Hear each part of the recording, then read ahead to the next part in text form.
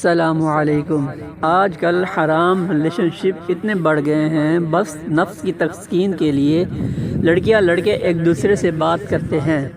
بات یہاں تک بڑھ گئی ہے، اگر لڑکے ٹائم پاس کر رہے ہیں تو وہیں لڑکیاں اپنے نفس کی تسکین کی خاطر ٹائم پاس کرنے میں لگی ہوئی ہیں۔ وہ جانتی ہیں یہاں شادی کبھی نہیں ہو سکتی، لیکن نفس کی پیروی میں اتنا مقام بھی بھلا بیٹھی ہیں۔ بنت حوا، خدا را ہوش کے ناخن لیں، کل آپ کی شادی ہونی ہے۔ ہر ایک مرد پاکیزہ عورت کی بیوی خواہش رکھتا ہے۔ آپ کی خواہش ہے کہ آپ کو کوئی پاکیزہ شوہر ملے، اسی طرح مرد کی بھی خواہش ہوتی ہے کہ اسے پاکیزہ بیوی ملے۔ لہذا چھوڑ دیں یہ سب کچھ، ابھی بھی وقت ہے، اللہ کی طرف آ جائیں اس سے پہلے کہ دیر ہو جائے اور سوائے پچھتاوے کے کچھ ہاتھ نہ آئے۔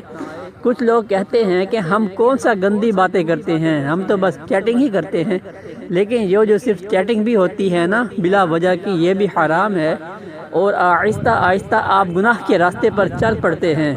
کچھ لڑکے اور لڑکیاں صرف دل بہلانے کے لیے، ٹائم پاس کرنے کے لیے باتیں کرتے ہیں، حالانکہ لڑکا بھی جانتا ہے کہ میں ٹائم پاس کر رہا ہوں اور لڑکی بھی، لیکن پھر بھی وہ حرام ریلیشن میں اپنی قیمتی جوانی کو تباہی کی طرف لے جا رہے ہوتے ہیں۔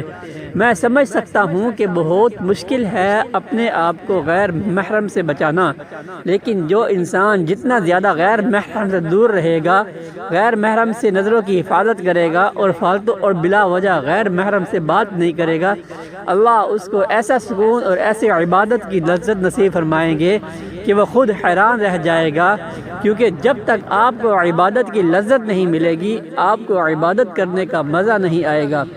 جو لوگ نامحرم لڑکے اور لڑکیوں کے ساتھ تعلقات میں ہیں، وہ لوگ ہر وقت اداس، بے چین، پریشان نظر آتے ہیں۔ ان کی عبادت میں دل نہیں لگتا۔ جب ان کا بریک اپ ہوتا ہے پھر وہ شدید ڈپریشن میں چلے جاتے ہیں۔